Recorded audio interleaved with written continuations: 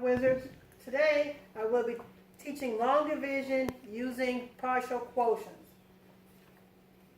What we have here is our dividend.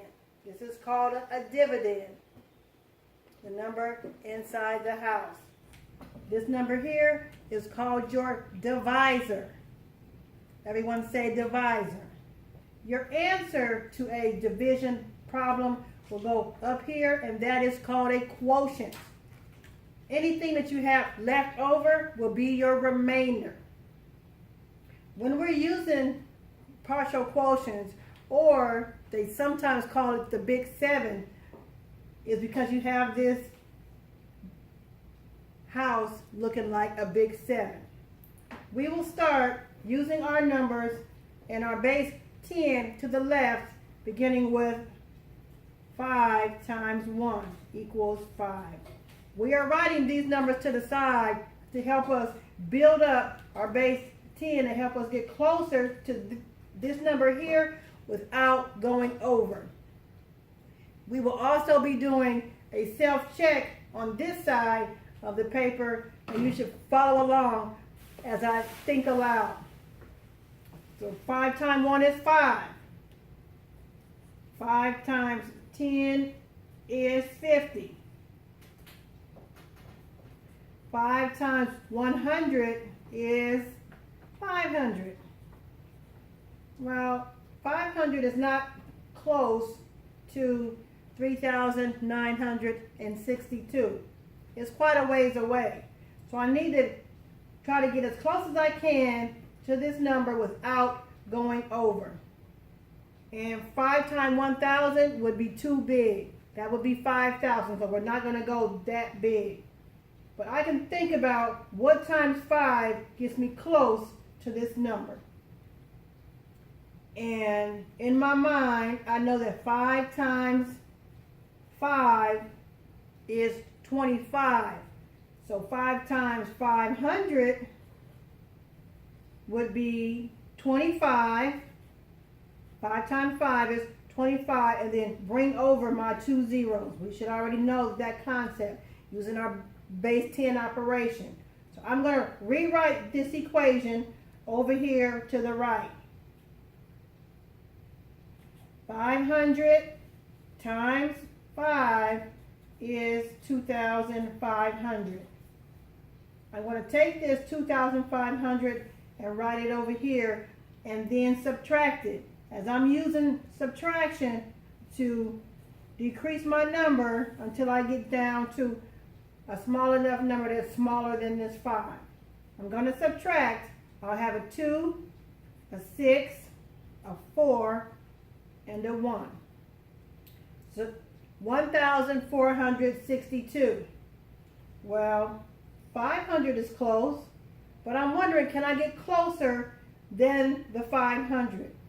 Well, I know that 5 times 2 is 10. What about 5 times 200? 5 times 200 is 1,000. That gets me pretty close without going over. So I'm going to take the 200 times the 5 is 1,000. I'm being very careful to line my numbers up using my place value. I'm going to rewrite this 1,000 over here and then subtract. Now I have a 2, a 6, and a 4. This is a 0. So I have 462. So I'm going to start moving my numbers up now, because 5 times 100 is 500. And that's too big.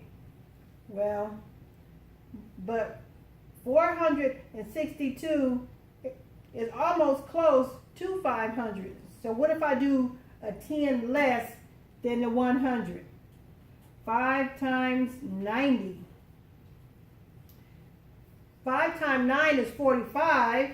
5 times 90 is 450. Just going to add that 0 to the other side. So I'm going to write it over here. 90 times 5 equals 450. I'll add Write it over here and then subtract. 12. Well, now I'm way up here because I have, my number here is much smaller than these, so I know that I should be working somewhere in between here. 5 times 1 is 5. What about 5 times 2 is 10. So I can write the 2 over here times the 5 equals 10. I'm going to subtract, and then I have 2. I know that I can stop because my remainder is smaller than my divisor. If this number was a 6, then I would need to go one more time, one more round here of subtraction. But because this number is smaller than my divisor, I know that it can't get any smaller. I should stop. So over here is my self-check, and this is my answer. As I'm writing this, I am paying close attention, making sure that all of my 5s from here are all on the same side. I don't want to have the 5 over here and the 2 over here. They must be aligned, that way my answer will be correct.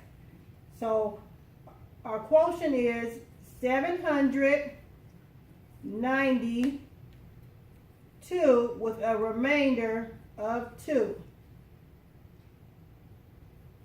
The reasoning behind this here is your self-check. I can self-check my work and know whether I'm right before I ever ask anyone, is it right? I will know for sure myself. All this is 0. 0 plus 0 plus 5 plus 1 is 6. These two here, 5 plus 0 plus 4 is 9. 2 plus 1 is 3. 3,960. Well, I'm not quite done yet because I have 3,962. The check is to bring my remainder over and add it back in.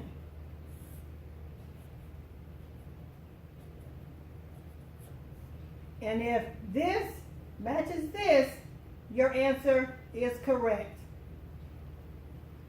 I hope this video has helped you understand partial quotients. Stay tuned for more future videos. Make sure you subscribe and like this video. See you later, Math Wizards.